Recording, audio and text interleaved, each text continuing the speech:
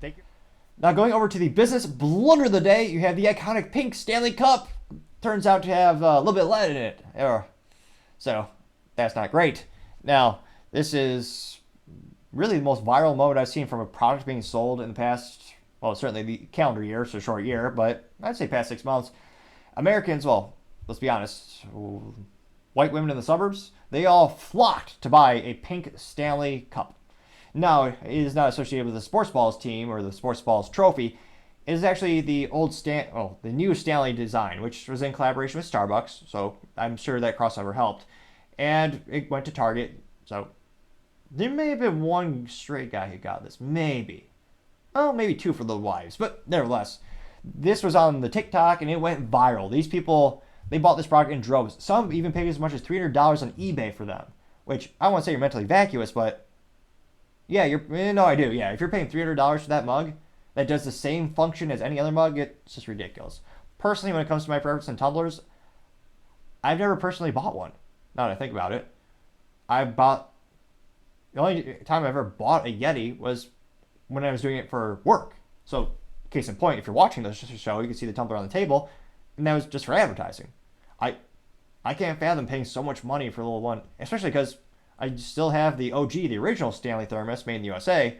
Well, that one, for my grandpa, still works just fine if I need a specific thermos for that application. But nevertheless, now, some people... Oh, geez Louise, pop-ups.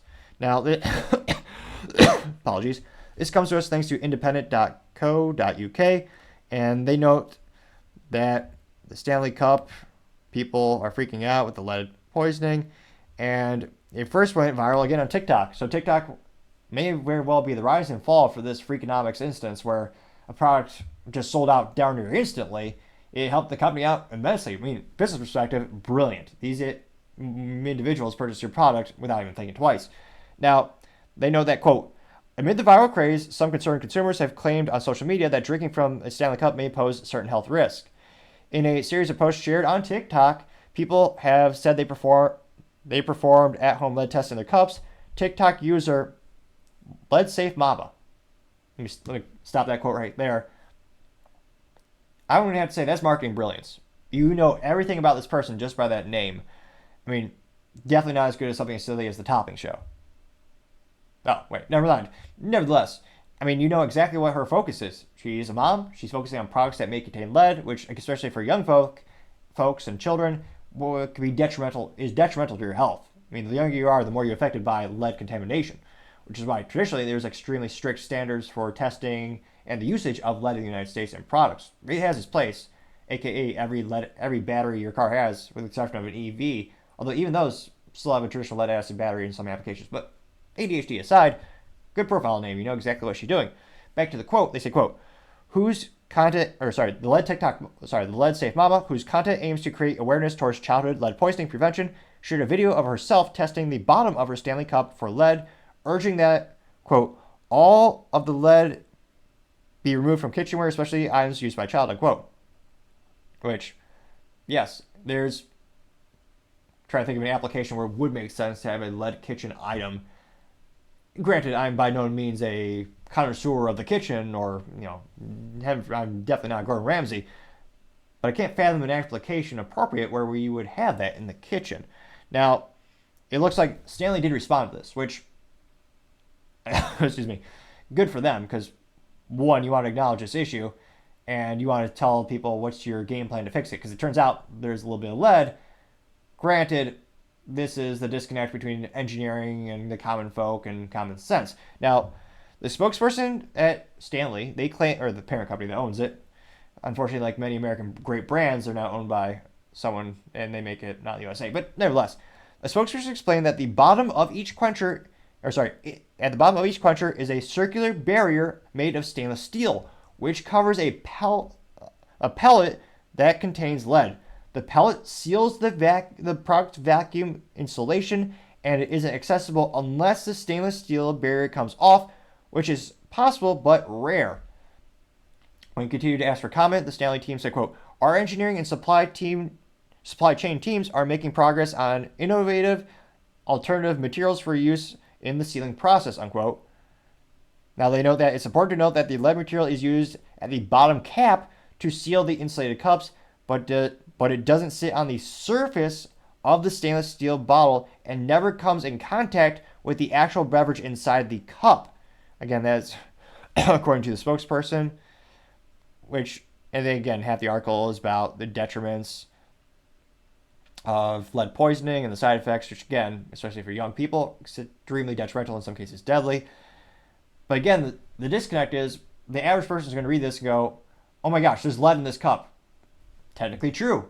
It's a part of cup you cannot access unless you basically break it open and your liquids are not coming into contact with it. Now, don't get me wrong, this is still a huge business blunder because of the PR associated with it. It's a drinking product. No matter where that lead is in it, Americans are going to read the headline, they're just going to say, oh yeah, it's got lead in it, it's bad, it'll kill me.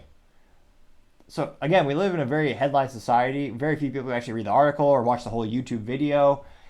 Truth be told, it's hilarious how many people get upset at some of my videos and they don't actually look at the comments or they don't actually listen to it for the context and the nuance. But nevertheless, it'll be interesting to see how quickly they can pivot in terms of manufacturing processes to get a different subcomponent to actually replace that part of it.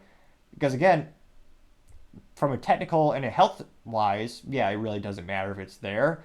But from a consumer perception standpoint and a marketing and advertising standpoint, that's hugely detrimental. And again, there are some, there's some anecdotal evidence saying there may be some lead in there. Again, so it may be, by the design architecture, I wouldn't think it. But at the end of the day, just perception alone, in addition to the health risk, it's one of those things where this is just detrimental to the brand, and I can't help but think their sales are going to tank for at least a fiscal quarter. This is going to have a huge impact on it until they can fix their supply chain, or more accurately, change the components in the materials so that it is 100% lead free. I don't think they're going to have to do a recall because, again, it's not proven to be affected every single unit, and the design is so that it should not even come in contact with the liquid. It's one of those things where going to the lead mama, lead safe mama. Let's see here. Yeah, consumers claim it may. Readers are testing the bottom cup.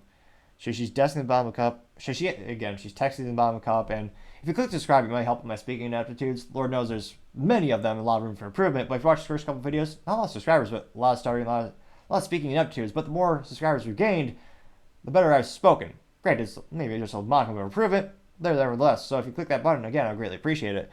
But again, back to this actual content with the Stanley Cup. Jeez Louise. Say that a million times in a row, or how many times have I stuttered? Do not make that a drinking game. I discourage you. That would probably be detrimental. Or even worse, make it a Bud Light drinking game where you have to take a sip of Bud Light every time that happens. That'd be, viscerally disgusting to say the least. But in this regard, to have this component be in the material, I can't help but think that you're going to turn off a lot of clients, especially when you look at the demographics on who's buying this product. They're most likely stay-at-home moms or mothers with children who are especially concerned about the possible contamination of lead. So it's almost like a double whammy in this regard. But needless to say, Stanley Cups having a little bit of lead in them, that is certainly the business blunder of the day. Thank you, everyone, for taking the time to tune in today. Again, trying to get to 4,000 subscribers by the end of January, so if you can click that button, I'd greatly appreciate it. Also, leaving a thumbs up or a thumbs down or a comment is a great way to give me some additional feedback to let me know how I can make the show better and better. Lastly, don't forget to take the time to tell your family, tell your friends, tell your coworkers, heck, tell your enemies, tell anyone and everyone. Just stay safe, fight the good fight.